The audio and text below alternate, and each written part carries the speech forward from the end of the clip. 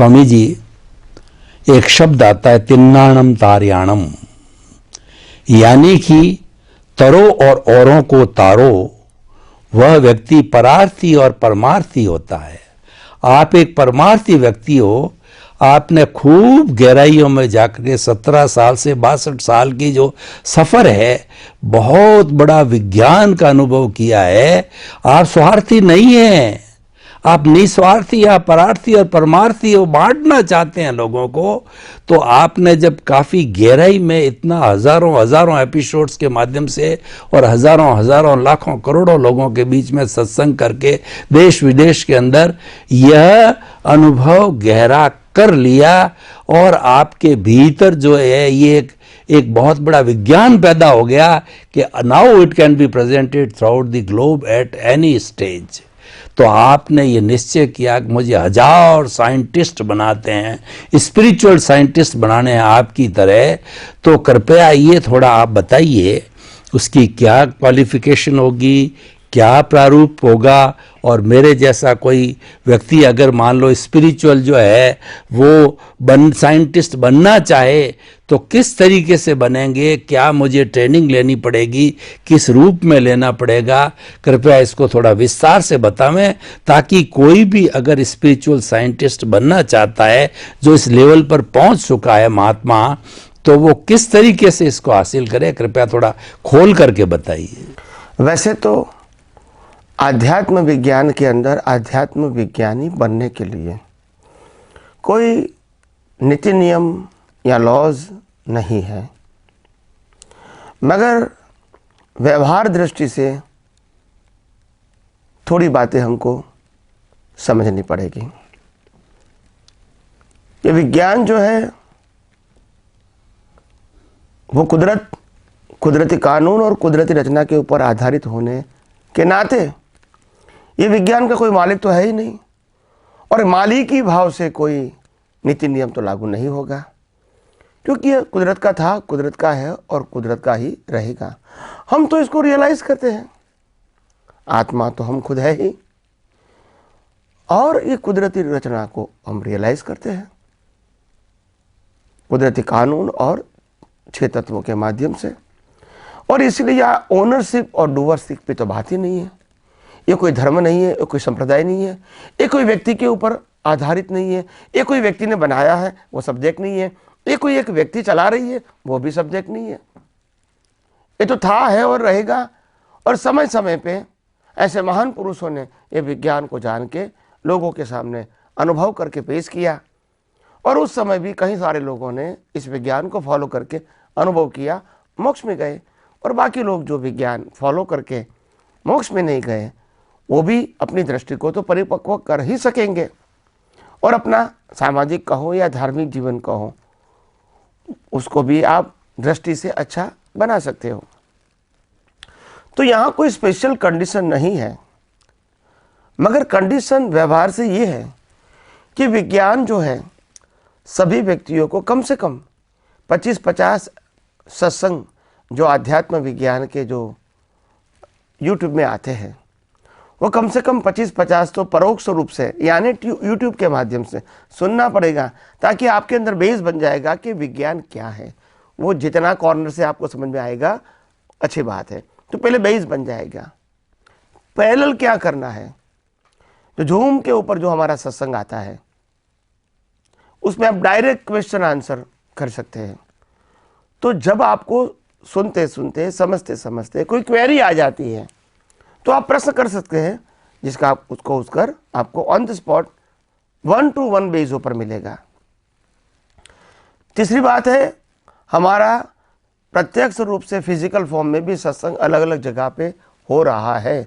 हालांकि अभी परिस्थितियों के आधार से इतना ज़्यादा प्रत्यक्ष रूप से सत्संग नहीं हो रहा है, मगर YouTube के माध्यम से, अरिहंत या तो और सब चैनलों के माध्यम से जो कुछ भी यहाँ एपिसोड के रूप में आता है वो भी आप सुन सकते हैं।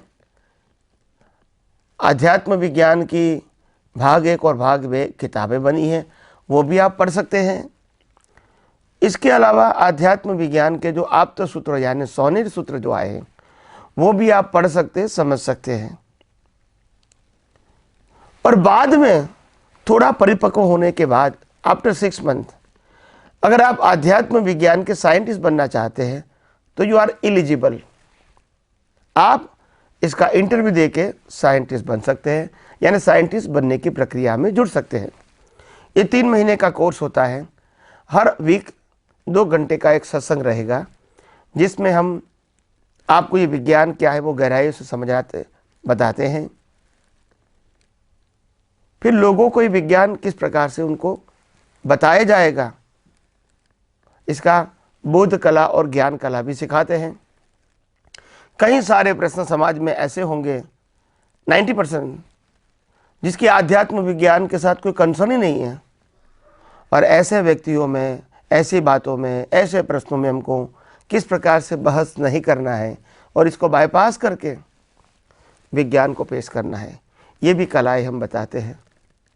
इसके अलावा कई सारे धर्म के चुस्त लोग अपने भगवान को, अपने गुरु को, अपनी रिचुअल्स को, अपने मंदिर को या मंत्र को पेश करेंगे आपके सामने, फॉर्मली पेश करेंगे, क्योंकि उनके पास की 10, 20, 30, 40, 50, 60 साल का वो धर्म का अनुभव है, जानकारी है, तो वो फॉर्मली बताएंगे ही। मगर आपको ऐसी बातों में बहस न करके, इसको बाईपास करके, अच्छी भाषा में बाईपास करके विज्ञान को प्रेजेंट करना है। ये बातें मैं क्यों बता रहा हूँ आपको?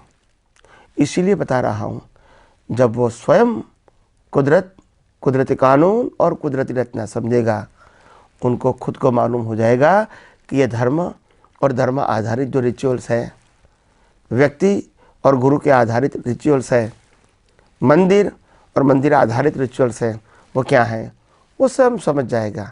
आपको उत्तर देने की कोई आवश्यकता नहीं रहेगी।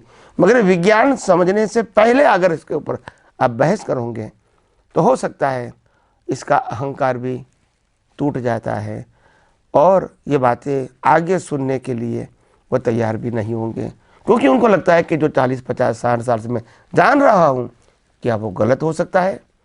मेरे भगवान, मेरे गुरु, ये परंपराएं, ये मंदिर, मंत्र गलत हो सकता है? नहीं हो सकता है। ऐसा उनके ऊपर दृढ़ विश्वास होता है, क्योंकि 40, 50, 60 साल से वो फॉलो कर रहा है। और इसीलिए ऐसे बातों को हम कितनी आसानी से बाईपास कर सकें, इसकी मैं कला भी सिखाता हूँ। और ये कला ये है, मैं आपको एग्जाम्पल देता हूँ। जैसे कोई व्यक्ति जैन भाई मेरे पास आता है, जिसकी उम्र 50 साल 17 साल की है, वो कहेगा, स्वामी जी आप आध्यात्म मार्ग की बात करते हैं, मगर क्या आप रात्रि भोजन करते हैं, या आप कंदमूल खाते हैं, या 5 महाव्रत का पालन करते हैं, या सामायिक प्रतिक्रमण करते हैं, या पूजा पाठ करते हैं? ऐसी बातें वो करेगा, क्योंकि वो चुस्त वो फॉलो कर रहा है और उसमें मानता भी है। तो आपको ऐसी बातों को इस प्रकार से डाइवर्ट करना है कि आपने जो धार्मिक बातें बताई जैन धर्म के मुताबिक, उसमें कोई कमी है, वो तो हमारा प्रश्न है ही नहीं। हम धर्म की कमी को निकालने के लिए बैठे ही नहीं है।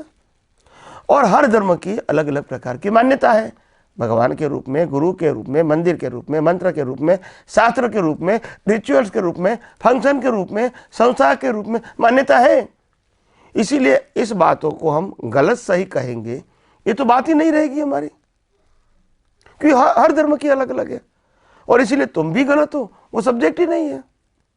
मगर हमारा सब्जेक्ट ये है, कैसे भी करके ये सनातन सत्य को, जो कुदरती कानून के ऊपर आधारित है, जो कुदरत के ऊपर आधारित है, और जो कुदरती रचना के ऊपर आधारित है, वो आप कैसे समझो, यही हमारा प्रयास होगा।